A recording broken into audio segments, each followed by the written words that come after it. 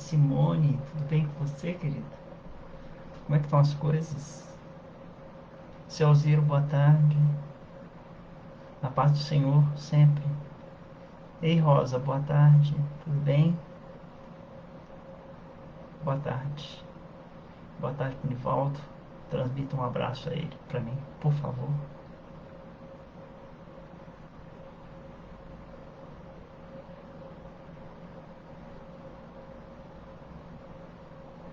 A claridade não sei se está boa, mas é a que eu tenho agora.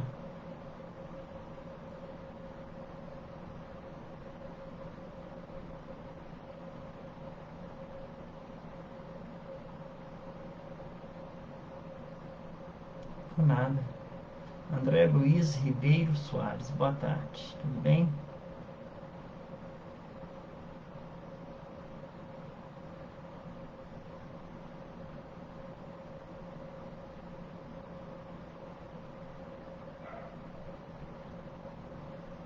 Daqui a pouco nós vamos começar nosso vídeo. Eu desejo a todos uma boa tarde, que Deus nos auxilie, nos guie, cada um de nós, nesse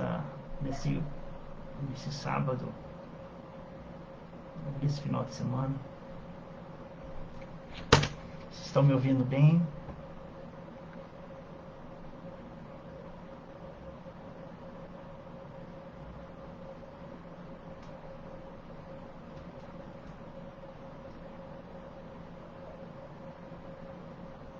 Que eu não estou enxergando praticamente nada. Vou colocar um outro óculos aqui. Melhorou um pouco.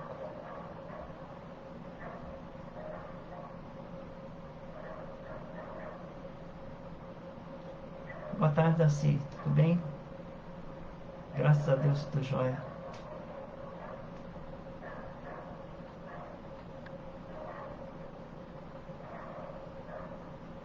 Nós vamos falar hoje sobre a lei de justiça, de amor e de caridade.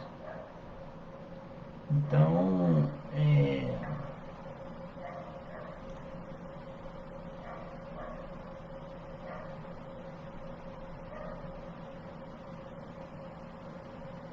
boa tarde, Darcy.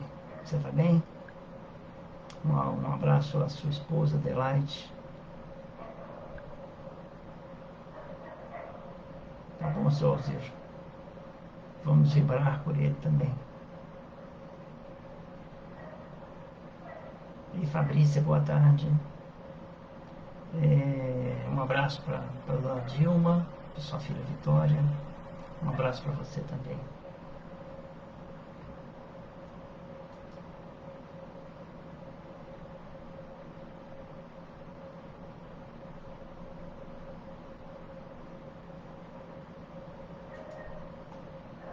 Vamos fazer uma oração, né? Bom, Renato, beleza, Wagner? Como estão as coisas? Sandra, boa tarde também. Vamos fazer uma oração pedindo a Deus, nosso Pai, a Jesus, nosso Mestre, nosso irmão mais experiente, mais iluminado, que possa trazer a cada um de nós os ensinamentos, o entendimento que tanto necessitamos para uma vida mais equilibrada de emoções, de sentimentos, com os pensamentos voltados à justiça, ao amor e à caridade. Agradecemos essa oportunidade de estarmos aqui reunidos, agradecendo também, gratidão à nossa irmã Lúcia por permitir essa oportunidade dessa reunião acontecer, onde podemos levar um pouco do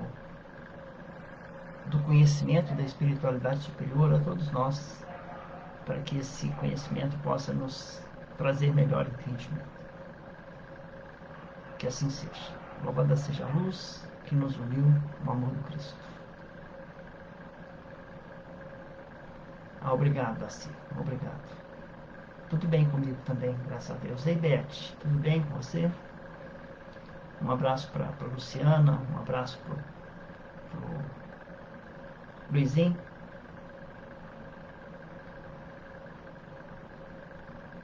Vamos iniciar falando assim: nós vamos usar hoje, na tarde de hoje, principalmente dois livros. Na verdade, são três livros.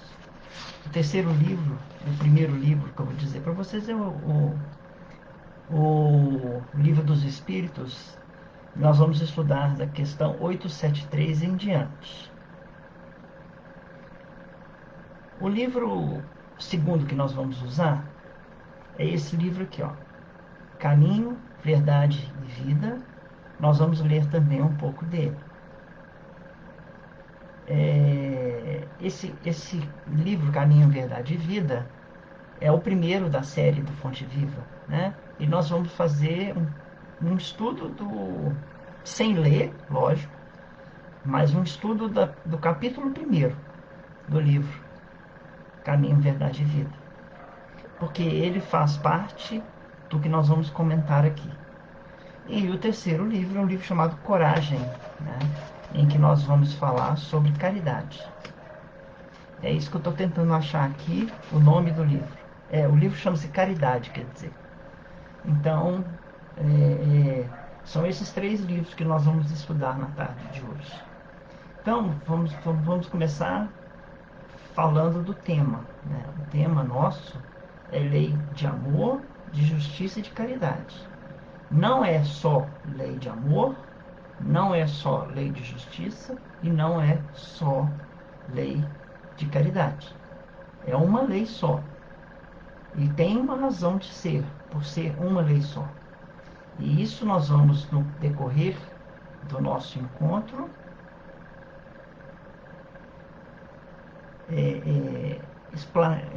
explicar o que significa amor, justiça, amor e caridade.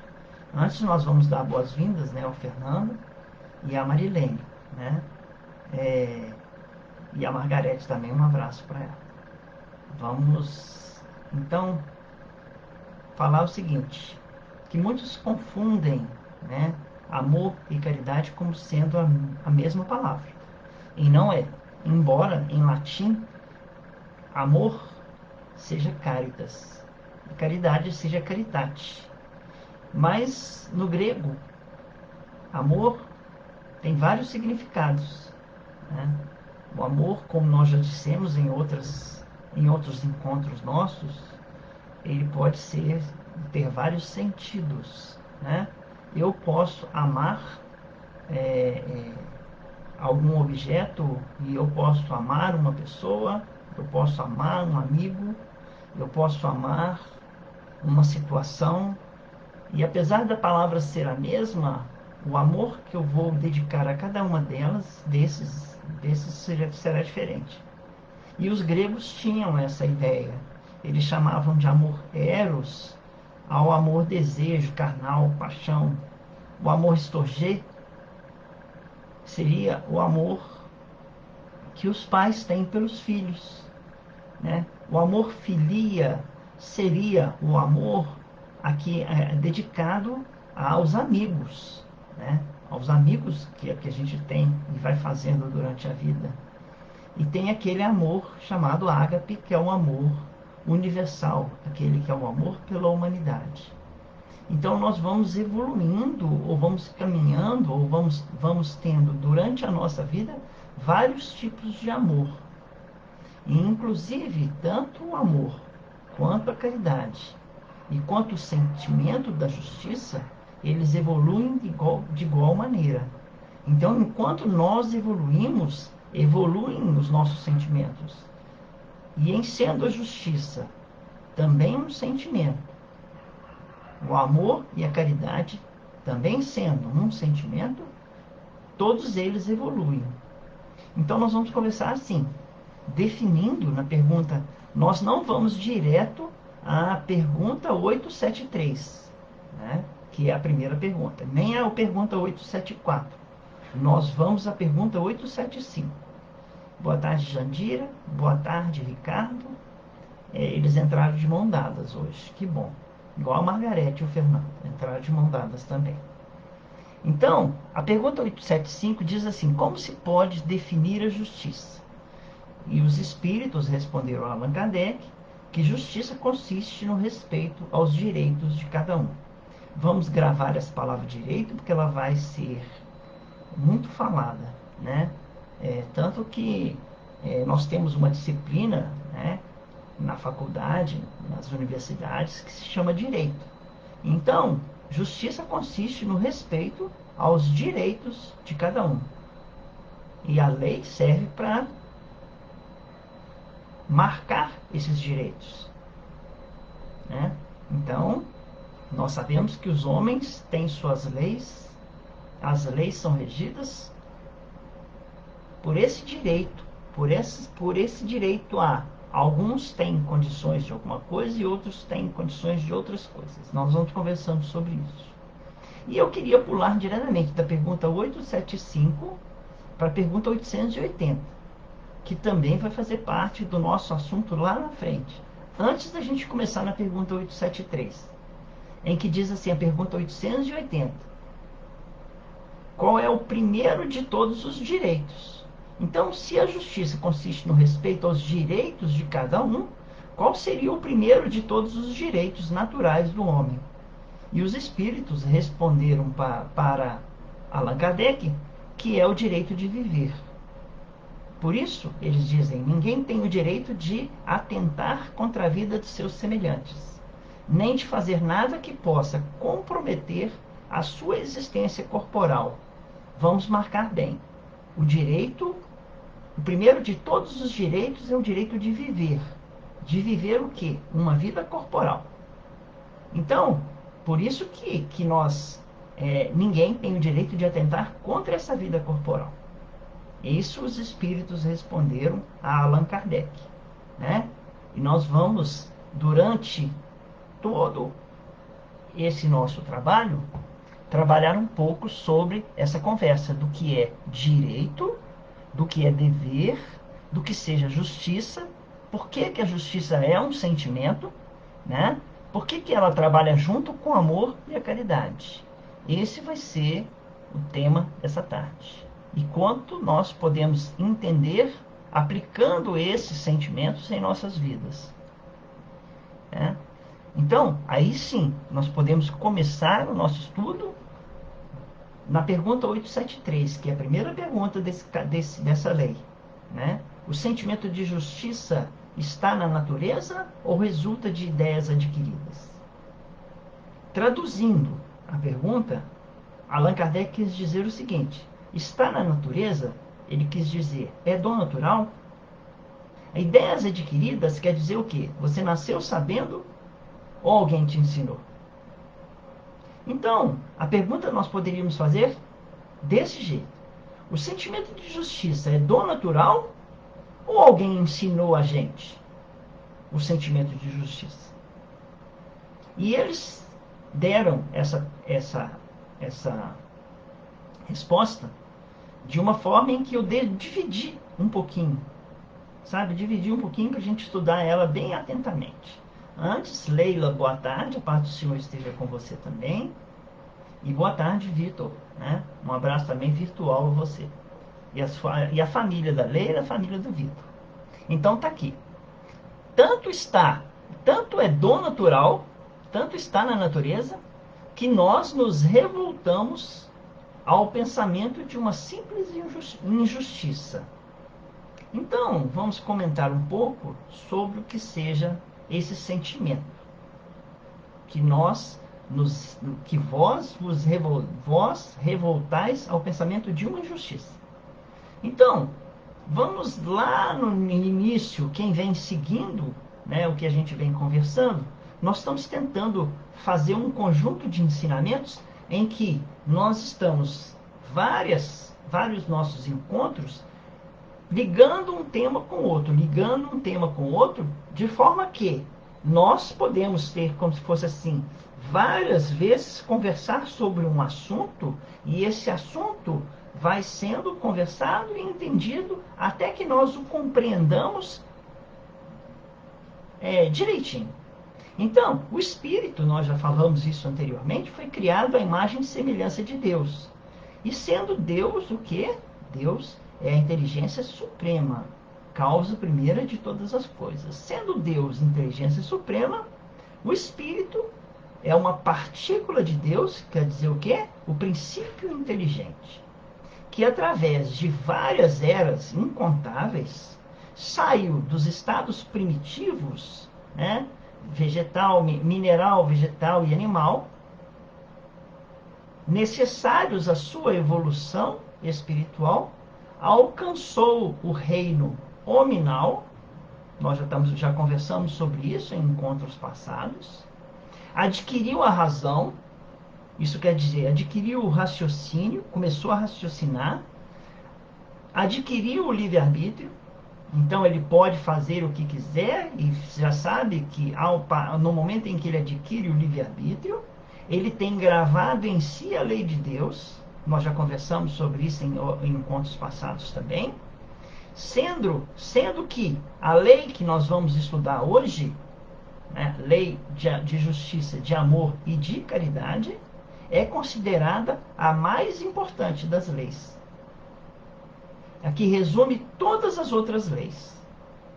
Então, essa lei, das outras leis que nós temos estudado, e que nós já estudamos, ou aqueles que já pegaram no estudo dessas leis, lei divina, lei de igualdade, lei de destruição, lei de conservação, lei de progresso, lei de trabalho, lei de igualdade, essa lei de justiça, de amor e caridade é a mais importante delas.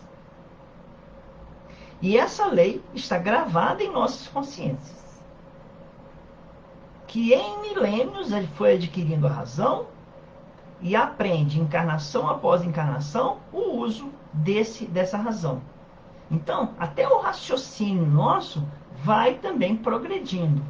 A forma como nós raciocinávamos há séculos atrás, ela é diferente da forma como nós raciocinamos hoje. Por quê? Porque a forma como nós raciocinávamos no passado, ela estava imbuída numa série de sentimentos que ainda não estavam evoluídos e que nos levavam ao raciocínio a concluir certas coisas desequilibradas, egoístas, orgulhosas, vaidosas, e que hoje nós já temos condição de raciocinar melhor. Então, milênios e milênios nós adquirimos então essa razão, o uso dessa razão.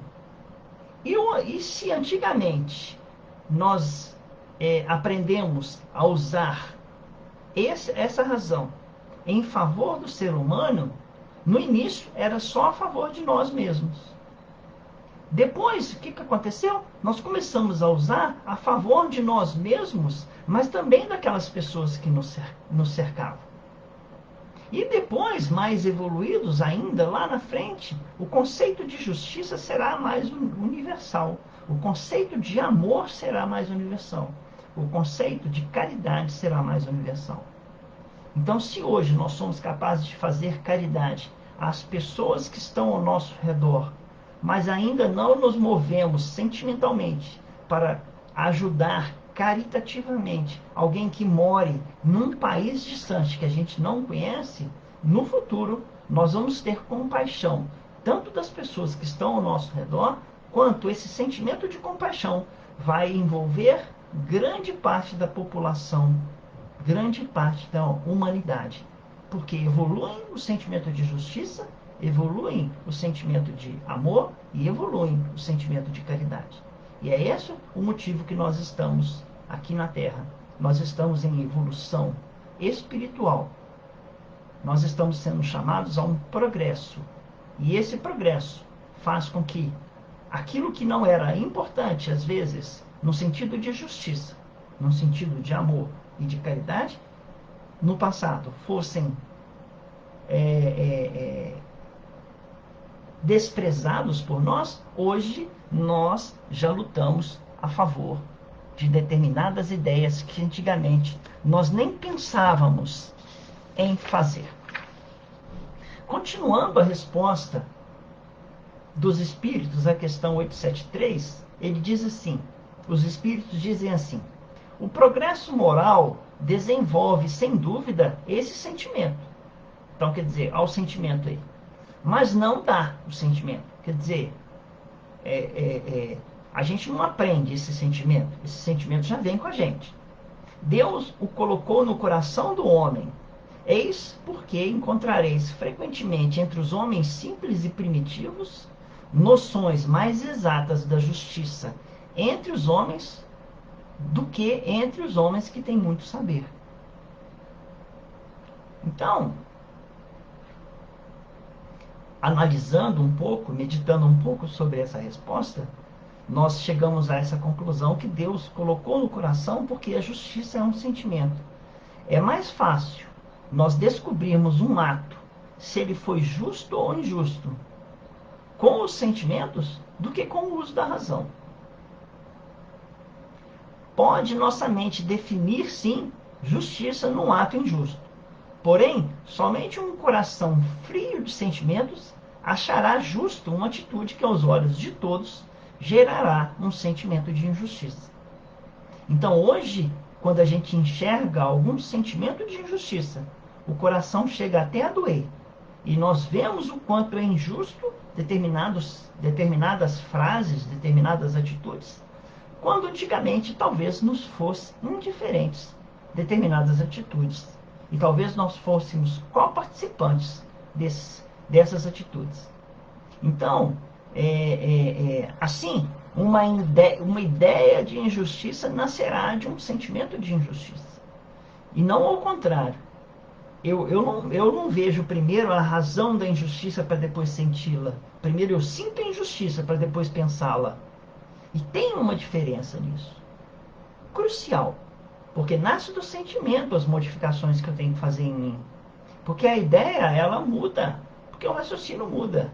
E a justiça também muda. Mas é melhor e mais fácil mudar um sentimento através do coração do que da mente. Boa tarde, Tânia. Boa tarde, Juliana. Boa tarde para vocês. Boa tarde para as meninas. Meninas da Tânia, menina da Juliana. Então, vamos continuar. Na pergunta, eu vou fazer um raciocínio, vou voltar a uma pergunta 4 do Livro dos Espíritos. A pergunta 4 do Livro dos Espíritos fala assim: onde se pode encontrar a prova da existência de Deus? Ela vai servir para ajudar a gente nesse raciocínio que nós vamos falar agora. Os espíritos responderam assim: num axioma que aplicais às vossas ciências, não há efeito sem causa. Procurai a causa de tudo que não é obra dos homens, e a vossa razão vos responderá. Comentando essa pergunta, dizemos assim: uma parcela enorme de homens se revoltam em não poder explicar a causa da existência de diversas perfeições existentes na natureza, no universo, e jogam frequentemente ao acaso o que não querem ver como obra de Deus. Então a gente pode dizer o quê? Que o que não seja obra dos homens não é acaso obra de Deus? Né? Isso é um axioma. Então, por exemplo, o homem criou um tecido.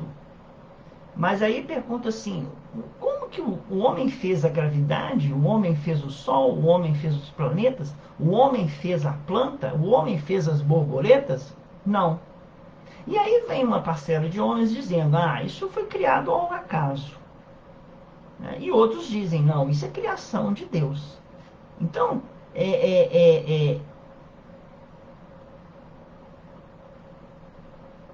o que leva esses homens a imaginar que aquilo que eles não conseguem explicar é acaso? Mas isso é outra discussão para outro encontro. O que nós estamos querendo aqui dizer é o seguinte: assim, os espíritos respondem a Kardec de uma maneira que pode nos levar ao seguinte raciocínio: retira das obras dos homens tudo o que lhes pareça injustiça, e começaremos a entender o que seja justiça. A gente pode fazer esse axioma usado, usado né? Procura a causa de tudo que não é obra dos homens, e a vossa razão vos responderá à existência de Deus. Então, a gente pode falar assim: quais são as minhas, os meus defeitos? Aliás, quais são as minhas qualidades? Então você pode fazer assim: vou retirar de mim todos os meus defeitos. O que sobrar é qualidade que eu tenho. No meu caso, não sobraria nada. Mas a gente vai pegando nesse axioma vários tipos de coisa. Como que a gente pode saber se uma coisa é ruim ou boa?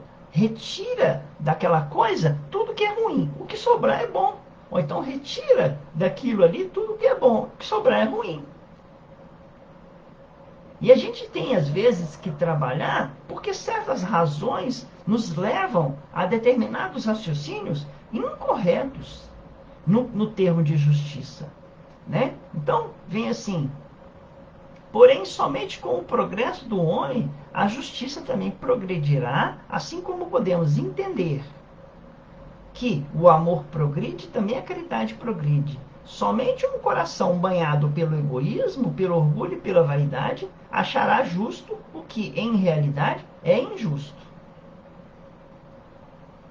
Isso nós estamos só conversando sobre o que seja justiça e injustiça. Tão marcado hoje para nós, o que é justiça e o que não é injustiça.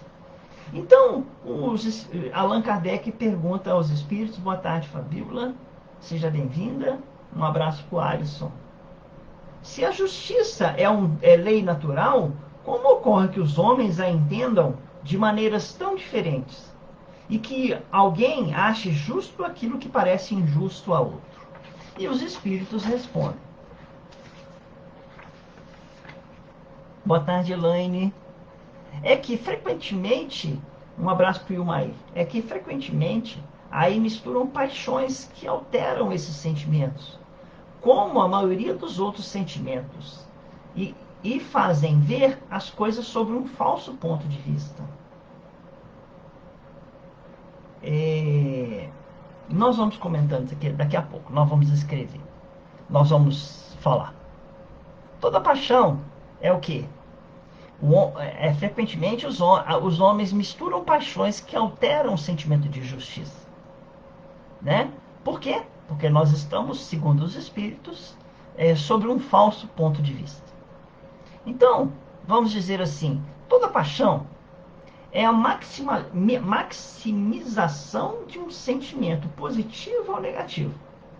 E essa paixão pode fugir ao equilíbrio. Sim, pode. Mas essa paixão pode ser uma coisa boa. Por exemplo, um cientista que quer descobrir a cura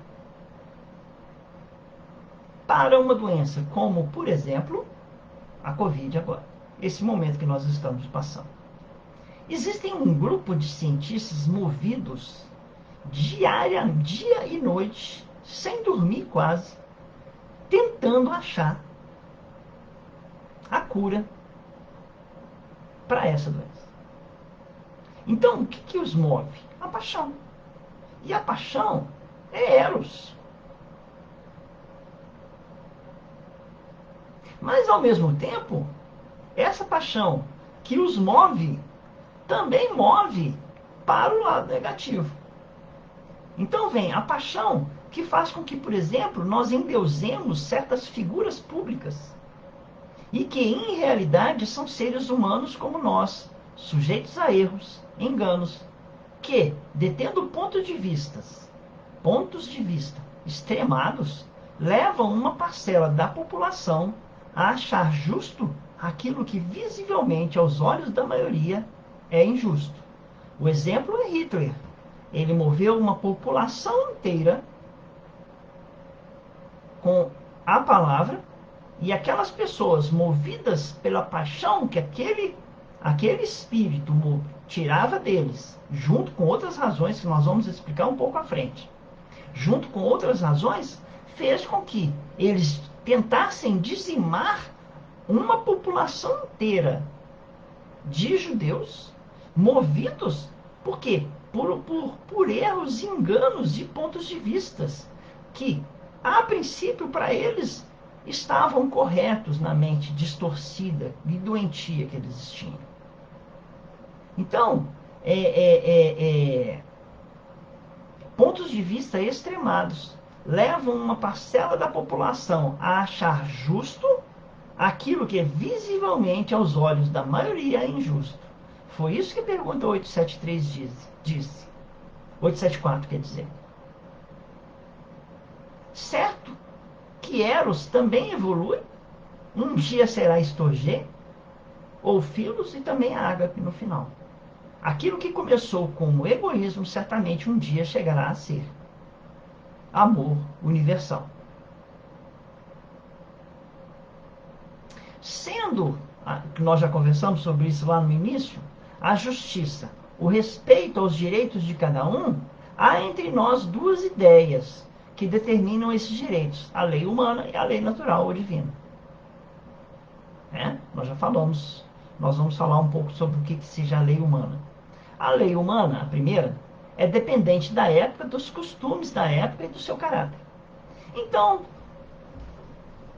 a justiça do homem depende dos anos que eram, da época. As leis num período de guerra eram diferentes das leis de um período de paz. Então vamos dizer, então ele está falando dependente da época, né? Dependente dos costumes da época. Os costumes, vamos dizer, lá no século XIX, XVIII, era comum e costume haver duelos nas ruas. E não se achava aquilo crime. O duelista ia para casa tranquilo. E do caráter. O que moveu muitos daqueles alemães a verem na figura do Hitler uma figura desequilibrada era o caráter belicista deles. Caráter belicista, guerreiros, né? Porque o normando ele é caracterizado por um caráter forte, guerreiro.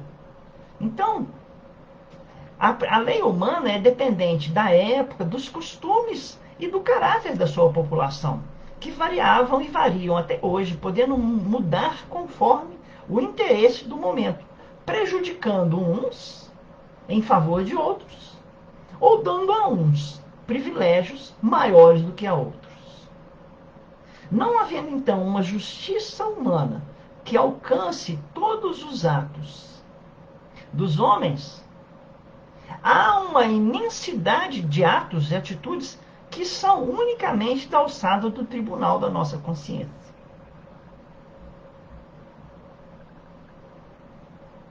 E como nós vamos conversar sobre o tribunal da nossa consciência, é lá onde que nós nos julgamos na justiça como culpados ou inocentes. Porque não é Deus que vai chegar perto da gente e vai dizer assim, você é culpado, você é inocente, você fez o bem ou você fez o mal, você fez errado, você fez certo, você é suicida, você trabalhou bem, você fez isso ou aquilo. É a nossa consciência que vai chegar e dar o veredito. Então, o que acontece? Para que nós tenhamos esse tribunal da nossa consciência encontre a verdadeira justiça. Boa tarde, Marta. Tudo bem, Marta Maria Colares? Boa tarde para você. Seja bem-vinda.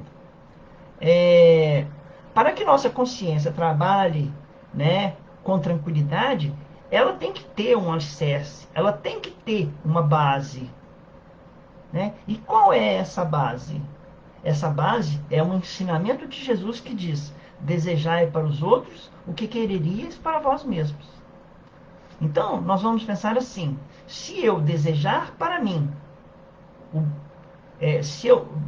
desejar para os outros aquilo que você gostaria, o que você quereria, aliás, deixa eu ler direito: desejai para os outros o que quereríeis para vós mesmos.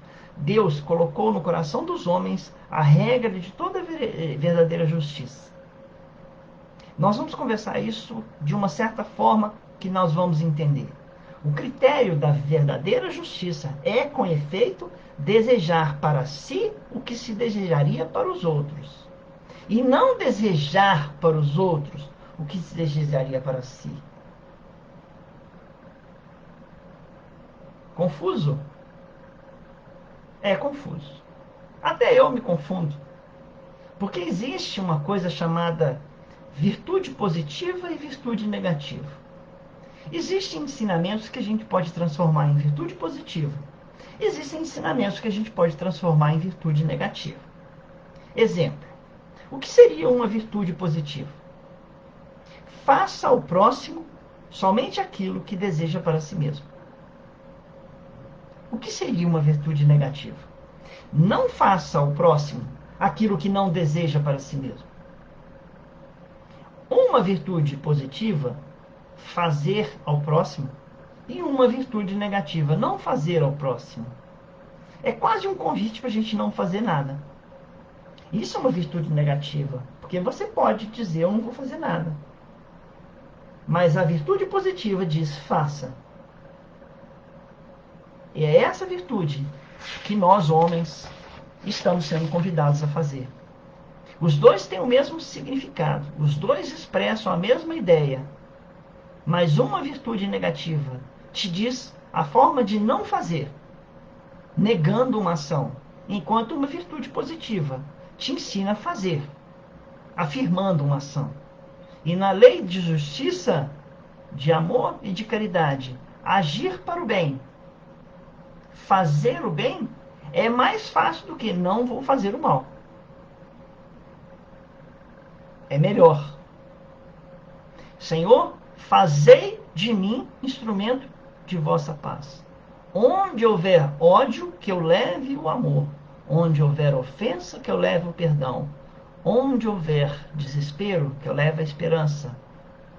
Tudo é onde houver que eu leve ação. Não tem nenhuma virtude negativa na oração de São Francisco. Então, o que a humanidade está precisando agora? A humanidade pede urgentemente a aplicação de virtudes positivas. Pessoas que façam mais, em nome da justiça, em nome do amor e da caridade. Virtude positiva na vida da gente equilibra o nosso mundo interior e, em consequência, o nosso mundo exterior. Repetindo, o primeiro de todos os direitos é o direito de viver. E a primeira de todas as obrigações é a de respeitar o direito dos semelhantes. Por isso que ele fala: deseja ao próximo aquilo que você deseja a si mesmo. Porque senão a gente inverte o valor. Para terminar essa primeira parte da justiça, que nós já estamos a quase 35 minutos, um pouquinho menos, nós temos uma pergunta 879, que diz assim: qual seria o caráter do homem que praticasse a justiça em toda a sua pureza? O caráter seria o do verdadeiro justo, respondeu os espíritos. A exemplo de Jesus. Jesus, os espíritos dizem nessa pergunta, é o verdadeiro justo, que esteve encarnado aqui na Terra. Por quê? Praticaria também o amor ao próximo e a caridade, sem os quais não há verdadeira justiça.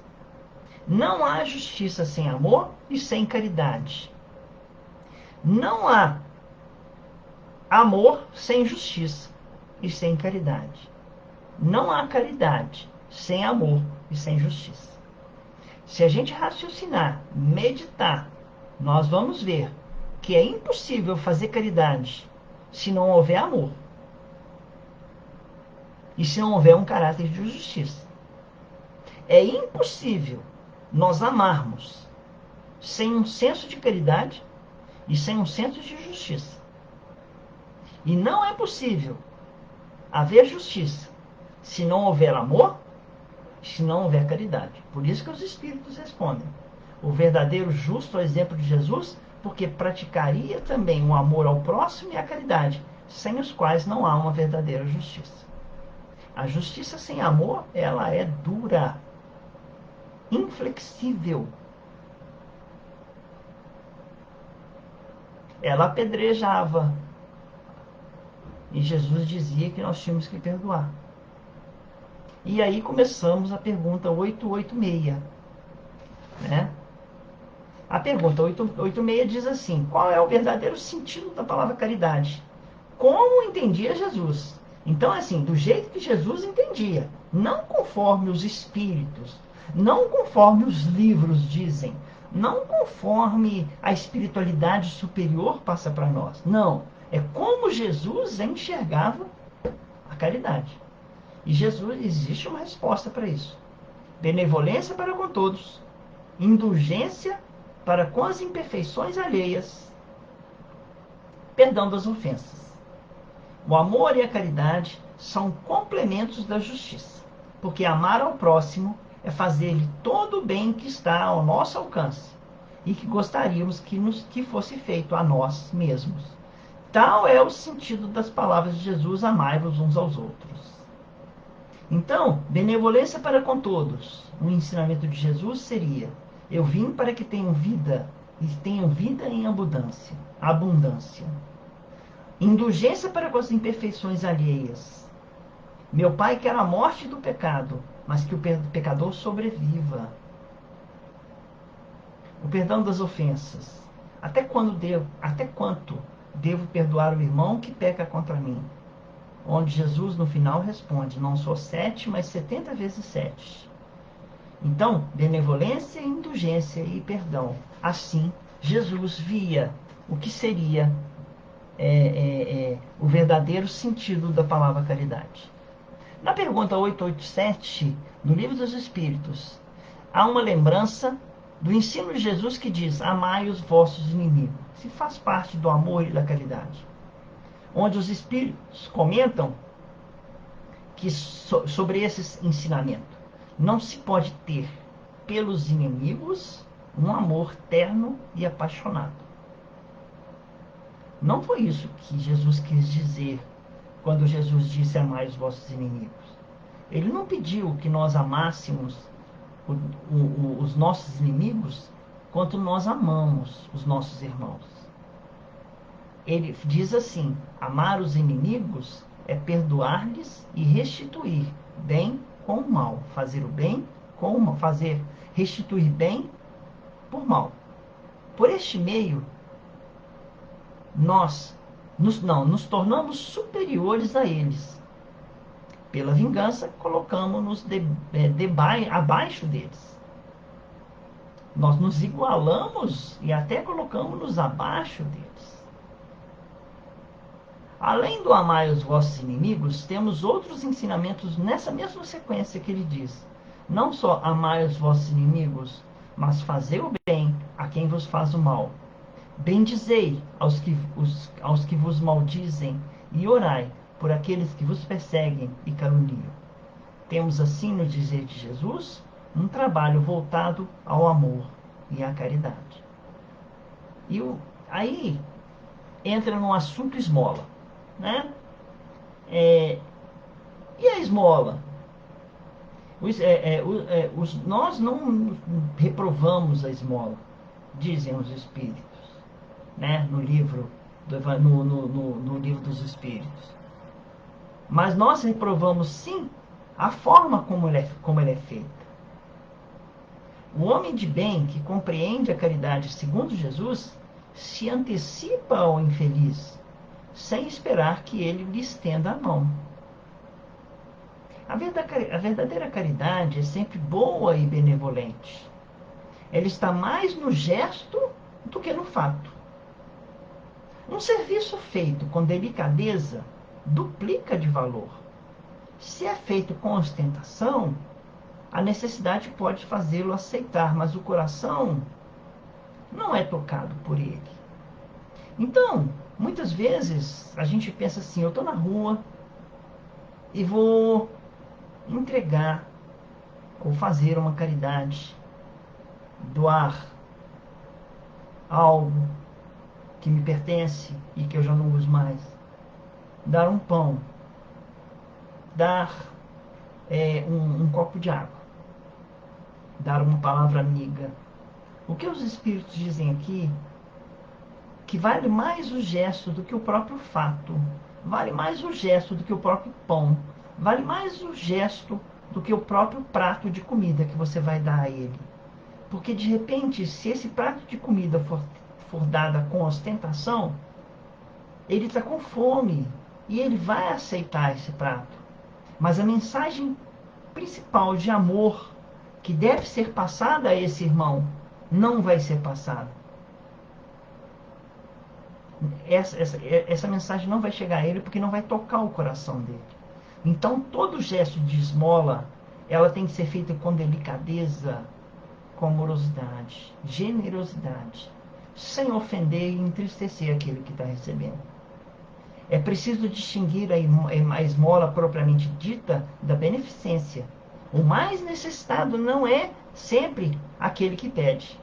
Às vezes, você que está dando esmola, você que tem o dinheiro, você que tem condições, é mais necessitado do que aquele que está recebendo. E os Espíritos dizem, né, que e a gente vai ler isso aqui daqui a pouco, que eu vou passar um texto para vocês imediatamente após eu terminar, porque já está terminando, né? Eu vou fazer um texto do Emmanuel falando sobre isso. Amai-vos uns aos outros é toda a lei divina pela qual Deus governa os mundos. O amor é a lei de atração para os seres vivos e organizados. A atração é a lei de amor para a matéria inorgânica.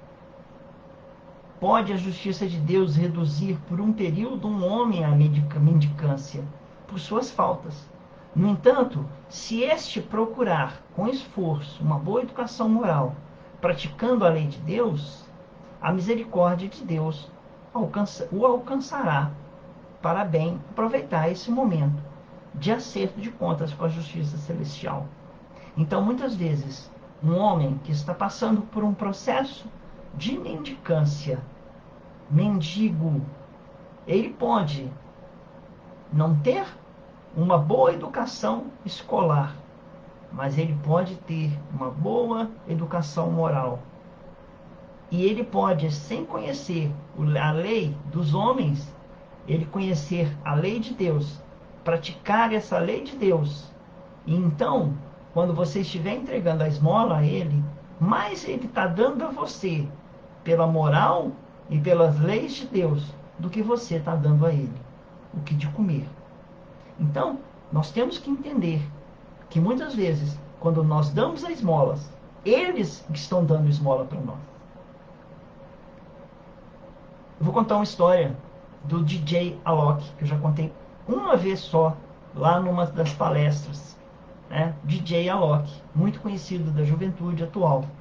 Conheci recentemente, nesse dia que eu fiquei sabendo da história dele.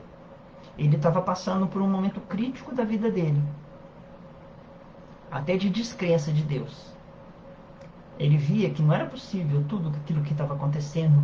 Aquilo ali, Deus não existia, não podia nem existir com todo o mal que está acontecendo. E ele, sem fé, mesmo assim, quis ajudar e se juntou ao grupo da Fraternidade Sem Fronteiras e foi para a África. Chegando na África, foi para uma vila muito pobre. Nessa vila muito pobre, ele encontrou a quem ele chama, e se vocês pesquisarem, vocês vão ouvir a história dele. Né? Pesquisem assim, DJ Alok, viagem à África. Vocês vão achar o vídeo que ele fala. Ele fala assim, eu encontrei uma vovó, 90 anos, mais de 90 anos, cega, numa vila, sozinha, que tinha amarrado uma faixa no estômago dela, pressionado, porque fazia 3 dias que ela não comia. E ela estava com tanta fome, que amarrar diminuía a fome dela. DJ Alok chegou, eu estou contando da própria cabeça. Está escrito aqui no papel, conte a história do DJ Alok. E eu vou contar com as minhas palavras, eu não escrevi não. Ele chegou na vila e falou assim, estamos aqui. Aí a senhora de 90 anos, sem ver, né, porque é cega, né, dos 2 olhos, disse assim, que bom que Deus te trouxe até a mim. Aí ele disse para ela assim, senhora, Deus não existe. Aí a senhora falou com ele assim, como não existe? Foi ele que te trouxe aqui. E foi ele que te trouxe com alimento para me alimentar. E foi ele que me manteve viva para te esperar. Ele acordou e viu que o problema não era ele, não era Deus que não socorria, eram os homens que não socorriam. E o problema estava com os homens e não com Deus. Porque uma senhora de 90 anos, cega, com o estômago amarrado, tinha restituído a fé dele. Ele foi, continuou a sua viagem na África, mas antes ele falou assim: vamos levar a senhora num posto médico para ver o que a senhora tem na vista. E eles descobriram, né, que ela não tinha algo que era cega permanentemente, ela tinha catarata e que ela podia ser operada. Ele providenciou a operação e foi embora sem vê-la. Um ano depois ele retorna e ele mostra no vídeo a foto do encontro dos dois, dessa senhora vovó de mais de 90 anos, já o vendo, e eles se abraçam. Um coração se emocionaria com essa história, e eu acho que se vocês forem buscar esse vídeo de Jay Alok, vocês também se emocionarão com essa história. Tudo é o resultado do semear e do colher. A justiça está caminhando conosco. O amor e a caridade estão também do nosso lado, caminhando passo a passo. Basta escolhê-los. Nós temos também aqui um texto tirado do livro Caridade. Nós temos 52 minutos, ainda dá tempo de falar uns 10 minutos, dá tempo da gente conversar um pouquinho mais. E Emmanuel escreve assim: diante daqueles a quem socorres, não admitas que a caridade seja prerrogativa unicamente da tua parte. Quer dizer, daquele que você está fazendo caridade, não fale que é você que está fazendo a caridade para ele. Enumera os bens que você recolhe daquele que você ampara. Enumera os bens que recolhes daqueles a quem amparas. Habitualmente doamos aos companheiros necessitados algo que nos sobra, deles recebendo muito mais do que nos falta. Deles recebendo muito do que nos falta.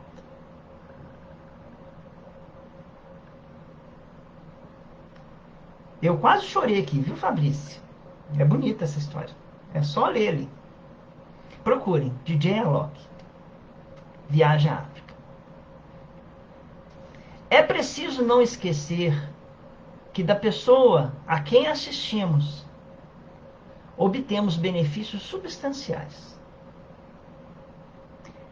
Por exemplo, no DJ Alok, o que a senhora, que não comia há 3 dias, deu ao DJ Alok?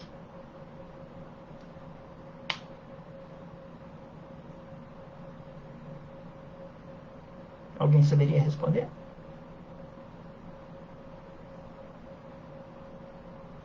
Restituiu a ele a fé que ele tinha perdido em Deus.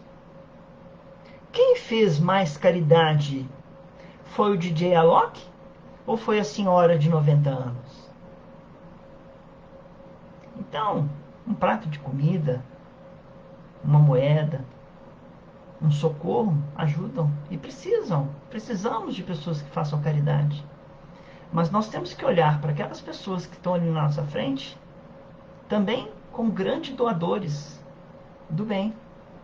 Muitas vezes a gente vê assim, Emmanuel escreve aqui,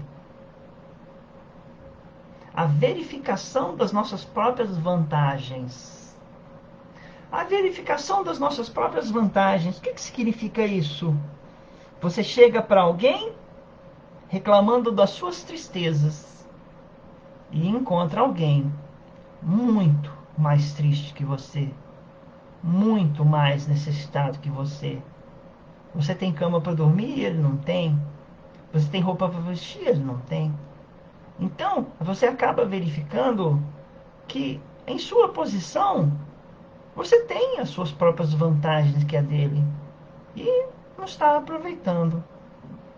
O conhecimento das responsabilidades que nos competem à frente dos outros. Fé, Juliana, fé.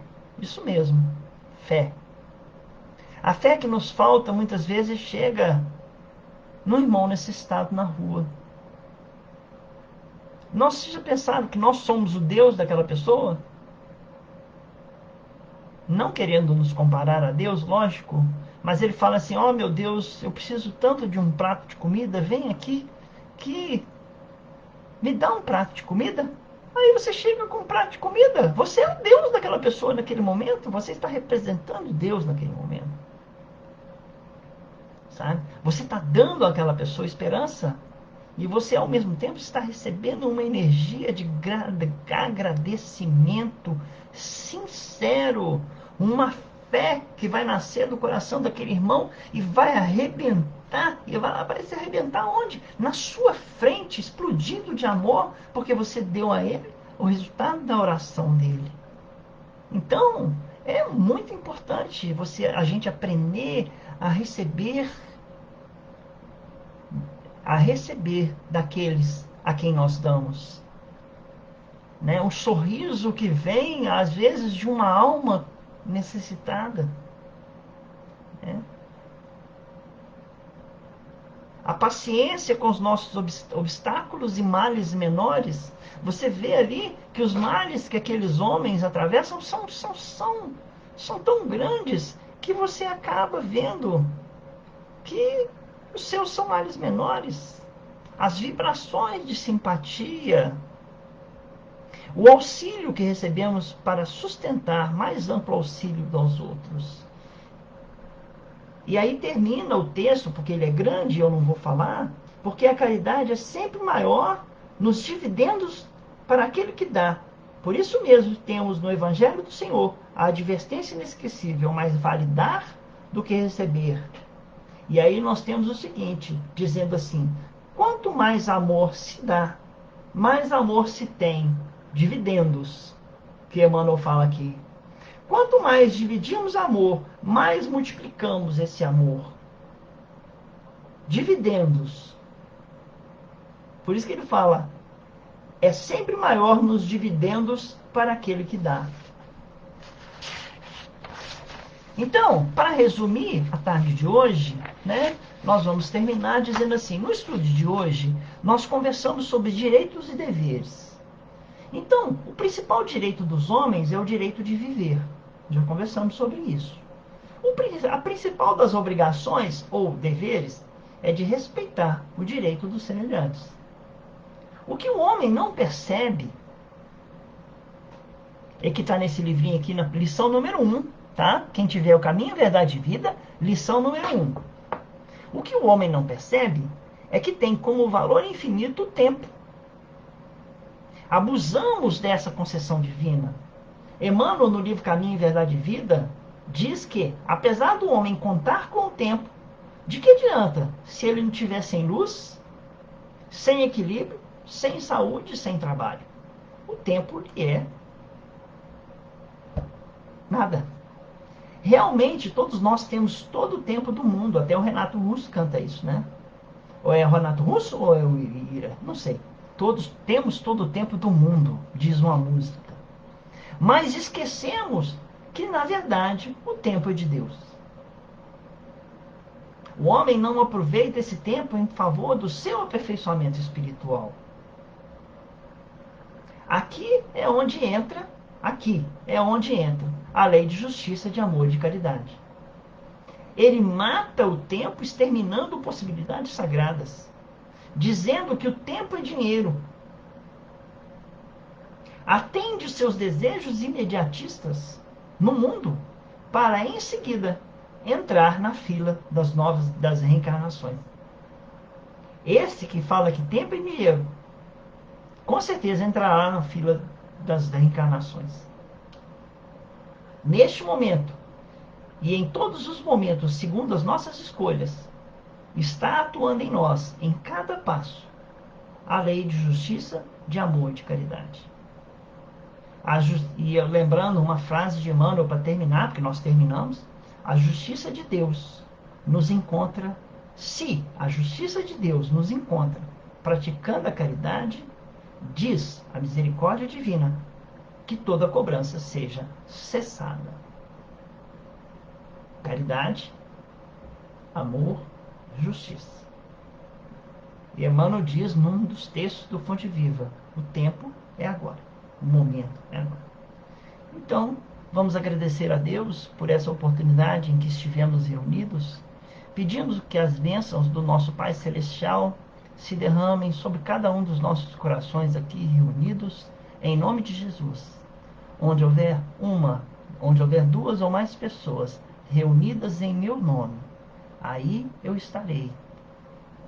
Que nós possamos, sim, buscar em Jesus as forças para a prática dessa lei, desse amor e dessa caridade em nossas vidas, aos nossos irmãos que estão ao nosso redor e a toda a humanidade. Jesus possa atender com o seu amor infinito. Obrigado à mentora da nossa casa, irmã Lúcia, a todos os irmãos da casa que possibilitaram essa reunião. Que assim seja. Louvada seja a luz que nos uniu no amor do Cristo. Uma boa tarde a todos e fiquem com Deus.